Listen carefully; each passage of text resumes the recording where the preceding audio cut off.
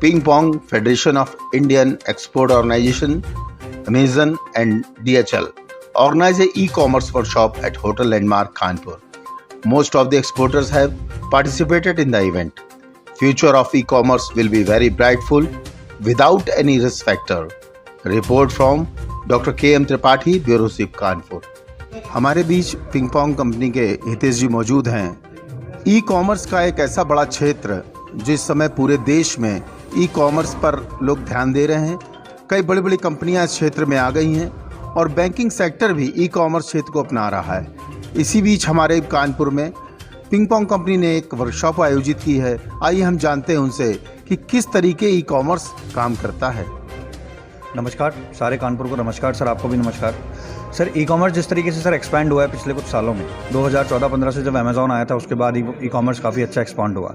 अभी ping Pong का जो इवेंट हम सर कानपुर के अंदर कर रहे हैं, उसमें हमारी जो पिंग पोंग कंपनी सर काम करती है, उसमें हम एक पेमेंट गेटवे सोल्यूशन प्रोवाइड कराते हैं। एक्चुअली हम पेमेंट एग्रीगेटर की तरह मार्केट में काम कर रहे हैं, जहाँ पर जितने भी एक्सपोर्टर्स हैं पैन इंडिया लेवल पे, उनका जब वो कन्वर्जन होता है तो हमारे सबसे लोएस्ट कन्वर्जन रेट्स हैं।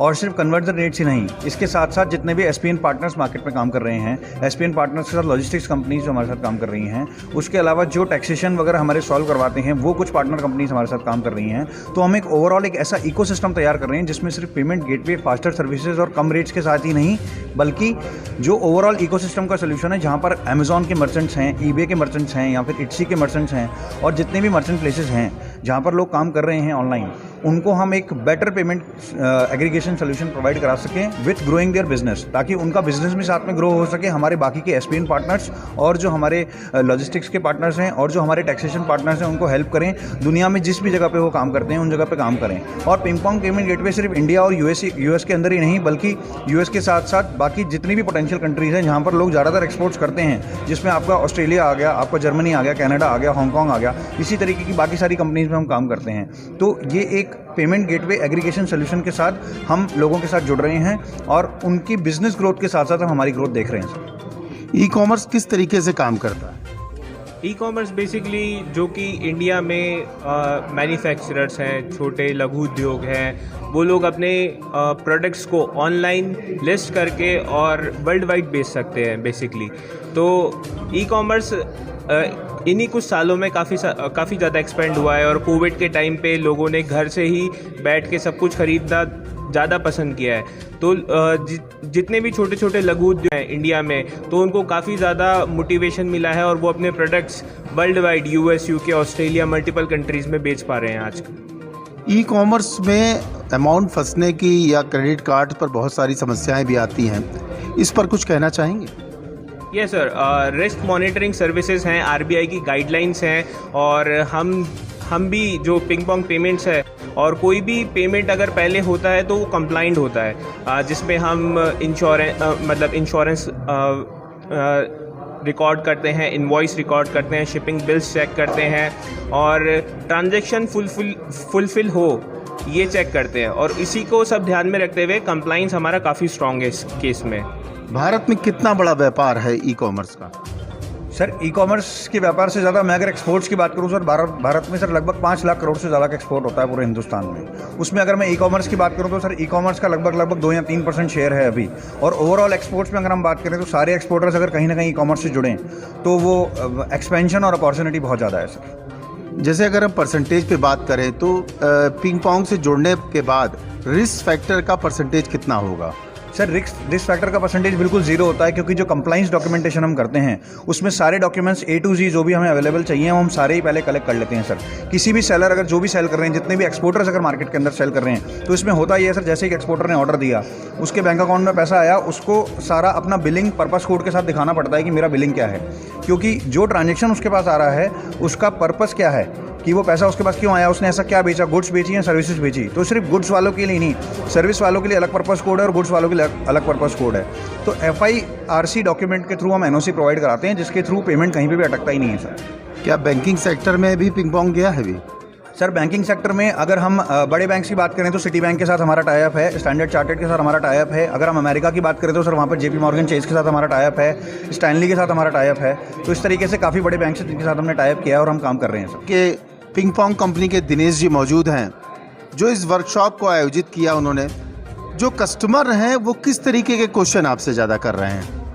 सर, कस्टमर्स के क्वेश्चंस की अगर मैं बात करूं तो कस्टमर्स ज़्यादा एक्साइटेड है नए सॉल्यूशंस को सुनने के लिए और बिज़नेस को बढ़ाने के लिए, उनके लिए और क्या तरीके मार्केट में अवेलेबल हैं वो जानने के लिए। तो उनके जो क्वेश्चंस हैं वो नई चीज़ों से लेके, बिकॉज कोविड के बाद भी आई गेस ये आवाज़ थोड़ी ज़्यादा बुलंद हुई है कि नए और तरीके कौन से हैं जिनसे बिज़नेस बढ़ाया जाए, तो उन्हीं के बारे में वो ज़्यादा जानना चाह रहे हैं। कौन से ऐसे क्वेश्चन हैं जो लगातार रिपीट हुए? लगातार रिपीट होने वाले क्वेश्चंस हैं कि कॉस्ट इफ़ेक्टिव तरीके से ई कॉमर्स में कैसे काम किया जाए और लॉन्च करना चाहिए। हमारे बीच अमेज़न कंपनी से गौरव जी मौजूद हैं। मेरा नाम गौरव सेवानी है, मैं डायरेक्टर हूँ फोरफॉक्स बिजनेस सॉल्यूशंस का। हम लोग कानपुर बेस्ड हैं। हम लोग जो हैं ई कॉमर्स सेलर को हेल्प करते हैं उनके बिजनेसेस को बढ़ाने के लिए, यूएस में, यूरोप में, यूके में।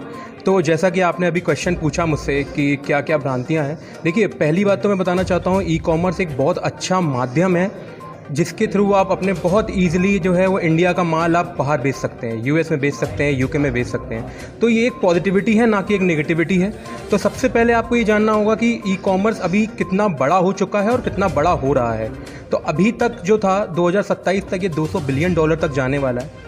सरकार ने अभी एक और चीज़ निकाली है ONGC करके, जैसे UPI है पेमेंट का, वैसे आपका ई कॉमर्स का ONGC हो जाएगा, जिसकी वजह से क्या होगा कि सेलर हैं, कस्टमर हैं या कोई शिपर है, तो आपको कोई भी दिक्कत नहीं आएगी ई कॉमर्स को लेकर के। ई कॉमर्स का कितना बड़ा क्षेत्र आप मानते हैं? सर, इंडिया में जैसे मैंने आपको बताया कि हर शहर में जहाँ मैं जाता हूँ, मैं पैन इंडिया वर्क करता हूँ, तो हर शहर में कम से कम आपको बताऊँ मैं 5,000 सेलर, 10,000 सेलर इस तरीके से रहते हैं। अभी अमेज़न ने ही कोट किया था 10 लाख सेलर पूरे इंडिया में उनके हैं, और अभी मीशो ने कोट किया है कि वो 7 लाख सेलर पे हैं, फ्लिपकार्ट ने कोट किया है वो 5 लाख सेलर पे हैं, और ये अभी बहुत ही छोटा अमाउंट है। आप समझो 135 करोड़ की आबादी में सिर्फ 10 लाख सेलर हैं, 5 लाख सेलर हैं और 3 लाख सेलर हैं। तो ये अभी बहुत बड़ा होने वाला है और बहुत बड़ा हो जाएगा। उत्तर प्रदेश में कौन सा ऐसा शहर है जिसको इसको सेंटर मानने की अमेज़न ध्यान देना चाहता है? बेसिकली अगर बात किया जाए तो कानपुर है। कानपुर में सबसे ज़्यादा है क्योंकि हमारे यहाँ लेदर एक्सपोर्ट बहुत ज़्यादा होता है, सैडलरी सबसे ज़्यादा है। फिर सेकंड में आप कह सकते हो मुरादाबाद है। मुरादाबाद की भी बेल्ट अच्छी है काफ़ी, जहाँ पे नगीना वगैरह सब चीज़ें जो शिफ्ट हो जाती हैं। हमारे बीच FIU से आलोक श्रीवास्तव जी और YS गर्ग जी मौजूद हैं। पाटिल साहब, federation of Indian export organisation का एक पार्ट है जो कि ई कॉमर्स में हम लोग करते हैं। उत्तर प्रदेश की हम बात करें अगर तो 1,50,000 करोड़ का हमारा निर्यात है प्रदेश से, जिसमें कि कम से कम 50-60 उत्पादों का समावेश है। बहुत लंबी फहरिस्त है इसकी। और हम देखें 1,50,00,000 के टर्नओवर में करीब 20% ई कॉमर्स का पार्टिसिपेशन है, जो कि अपने आप में एक बहुत बड़ी मील का पत्थर है। और FIO अमेज़ॉन के द्वारा amazon.in, amazon.com और eBay, पेपाल तो खैर एक वो हो गया, अलग पेमेंट गेटवे हो गया, plus Ping Pong, they are our channel partners. ये लोग इस तरह की गोष्ठियाँ, वर्कशॉप, सेमिनार करते हैं ताकि इसमें बेसिकली फ़ायदा यंगस्टर्स को है या बिगनर्स को है। जो लोग छोटे छोटे प्रोडक्ट बना रहे हैं, छोटी छोटी उनकी इकाइयाँ हैं, यूनिट्स हैं, और उनको नहीं पता किस तरीके से हम DHL के कोरियर के माध्यम से या किसी और कोरियर सर्विस से अच्छी तेज़ गति के साथ भेज सकें। होता क्या है कि ई कॉमर्स में सबसे बड़ी चीज़ यह है कि आप पे बायर का पेमेंट सिक्योर होना चाहिए। तो पिंग पोंग हुआ, पेपाल हुआ, अमेज़ॉन हुआ, इस तरीके से करीब 50-55 चैनल्स हैं जिनके माध्यम से करने पर जो रेपुटेड है, तो उनके करने से लोगों का जो एक्सपोर्ट में ई कॉमर्स से माल भेजते हैं, that is assured by the people who are running this Ping Pong हो या eBay हो, पेपाल हो, अमेज़ॉन हो। अब रहा कि FIO केवल सेलेक्ट लोगों के साथ ही क्यों करता है? FIO जिनके क्रेडेंशियल वेरीफाई कर देता है, they are the establish companies, exporters, establish channels, हाँ उन्हीं को प्रोत्साहित करते हैं। उससे ये भी फ़ायदा है कि थोड़ा सा एक्सपोर्ट का टर्नओवर बढ़ता है और यंगस्टर को मौका मिलता है आगे बढ़ के काम करने का।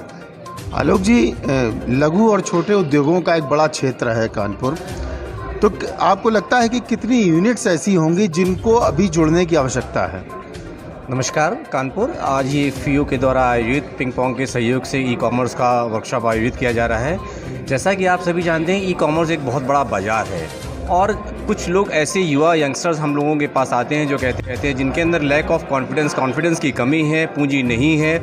उनको सजेस्ट किया जाता है कि ई कॉमर्स की तरफ वो रुझान करें और भारत सरकार, प्रदेश सरकार भी ई कॉमर्स को प्रोत्साहित करने के लिए बहुत सारी ऐसी योजनाएं संचालित कर रही है जिनका लाभ छोटे और मझोले उद्यमियों को मिल सके और उनको उनका माल सही दाम पे सही बाज़ार में पहुंचाया जा सके। इस दिशा में ई कॉमर्स के तहत ये कार्यक्रम का आयोजन किया जा रहा है जिससे निर्यातकों को, छोटे उद्यमियों को आने वाले समय में फ़ायदा होगा।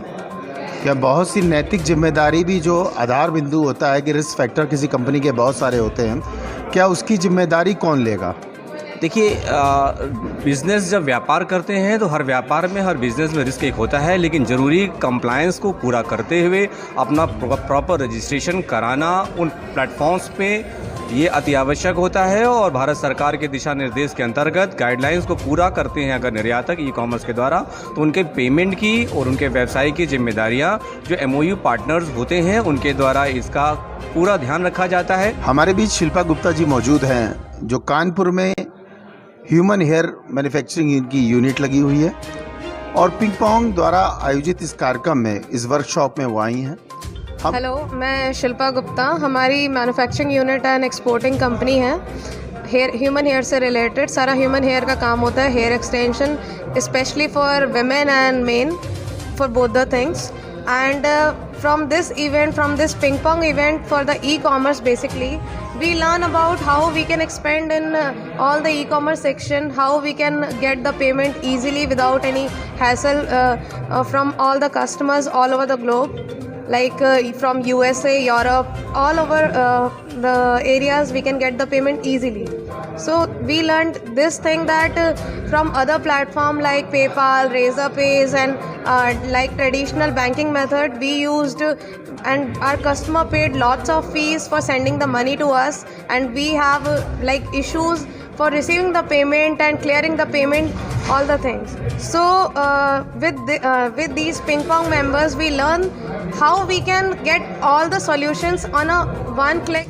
हमारे बीच संदीप अवस्थी जी मौजूद हैं जो राइटर्स के पार्टनर भी हैं और लघु उद्योग भारती में एक पद पर आसीन भी हैं। इस तरीके की वर्कशॉप से आपको क्या मैसेज मिला? देखिए, ये जो वर्कशॉप है ये बेसिकली पेमेंट सोल्यूशन गेटवे है या पेमेंट सोल्यूशन के लिए है। अभी तक हमारे पास जो एक्सपोर्ट के लिए ऑप्शन थे वो B2B के अंदर ये था कि जो हमारे ट्रेडिशनल बैंक हैं हम उनसे लेवें, या जो B2C के लिए मोस्टली हम लोग यूज़ करते हैं वो पेपाल करते हैं। बट पेपाल का commission charges and other hidden charges are so high in comparison to that. आपका पिंग पोंग का जो है वो कमीशन तो है ही नहीं, हिडन चार्जेस भी नहीं है, और जो कन्वर्जन चार्जेस हैं या जो भी टोटल चार्जेस हैं वो जो इन्होंने मुझे बताया कि मैक्सिमम 2% हैं और मिनिमम 0.8% तक भी है। So it is for B2C segment ये फार बेटर है।